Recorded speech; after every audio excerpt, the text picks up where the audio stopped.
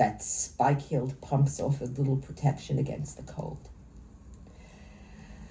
To uncramp one's body, to feel alive again, to move.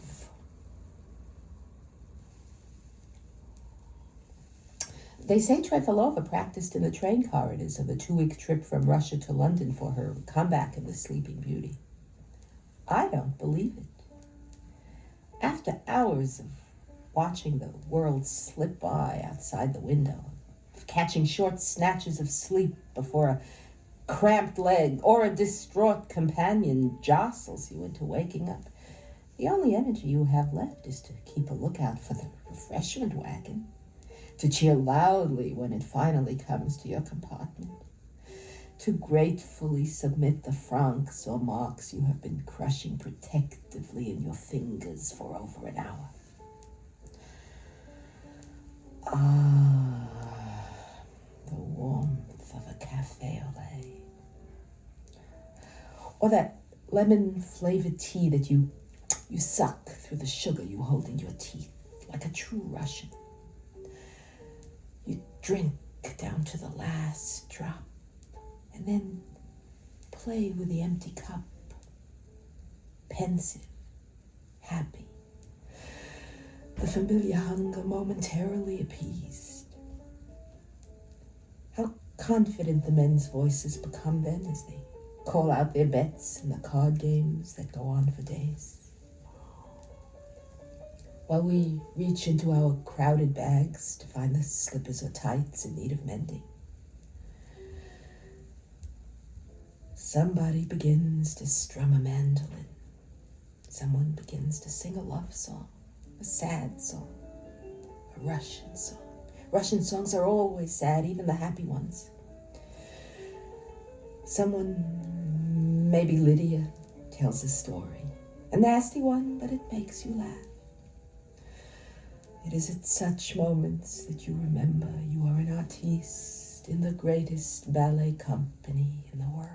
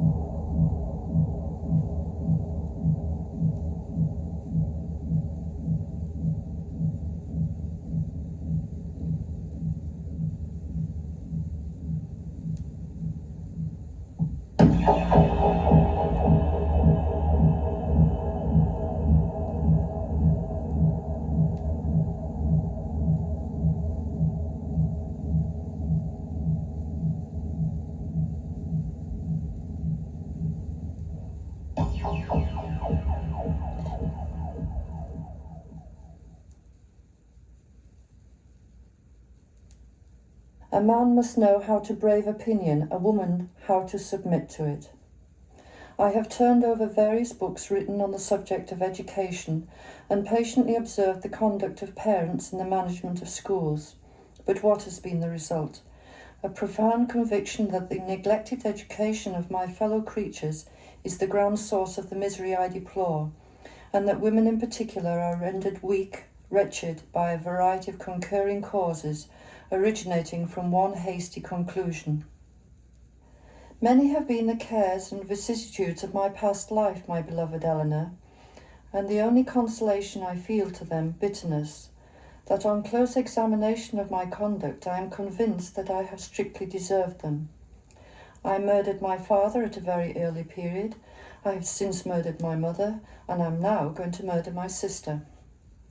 Not a few believe, and men themselves have expressed the opinion, that the time is come when Eurydice is to call for Orpheus, rather than Orpheus for Eurydice, that the idea of man, however imperfectly brought about, has been far more so than that of woman, and that an improvement in the daughters will best aid the reformation of the sons of this age.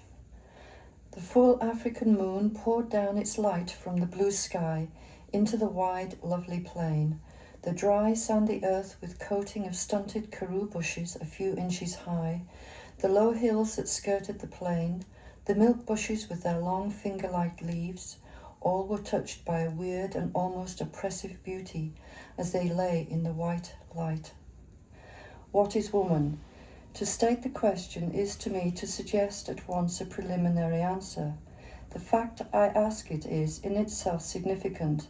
A man would never get the notion of writing a book on the peculiar situation of the human male. Madame de Stael, Delphine, 1802, first novel, title page motto. Mary Wollstonecraft, A Vindication of the Rights of Women, 1780. Jane Austen, aged 13 to 14. A letter from a young lady whose feelings being too strong for her judgment led into the commission of errors when her heart disapproved. Margaret Fuller, The Great Lawsuit. Men versus man, woman versus women. Olive Schreiner, The Story of an African Farm, 1883. Chapter 1, Shadows from Child Life, The Watch. Simone de Beauvoir, The Second Sex, 1949.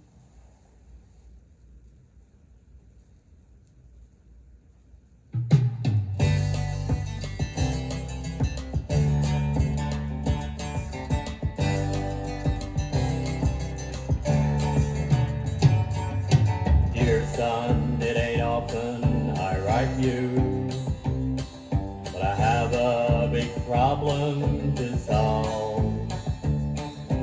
Next month I'll be 68 years old, so I would not say no to some help. I'm up at 7 in the morning, and I'm on the go till 6. I'm getting tired of working, so I would not say no to some help. Inflation, money, and taxes are getting worse all the time. There's never been savings to retire on, son, so I would not say no to some help. So I would not say no to some help. No, I would not say no to some help.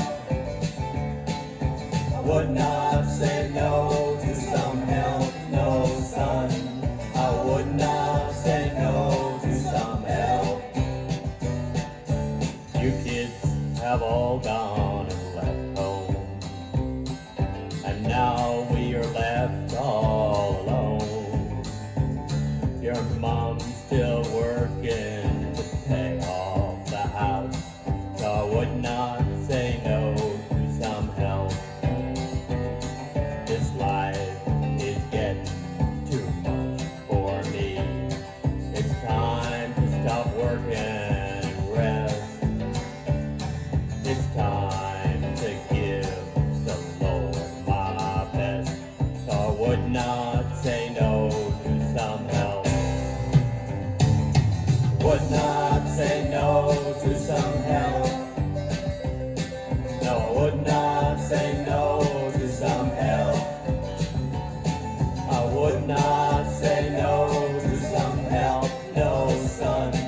I would not say no to some help.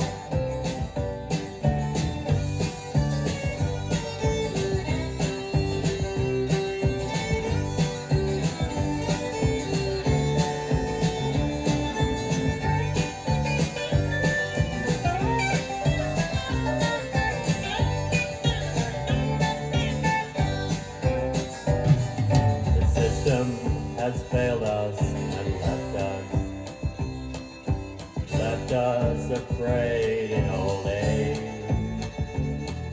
So please, son, stop your drinking and get on that train and come home. So I would not say no to some help. No, I would not say no to some help. I would not say no to some help, no son. I would not say no to some help. So I would not say no to some help. No, I would not say no to some help.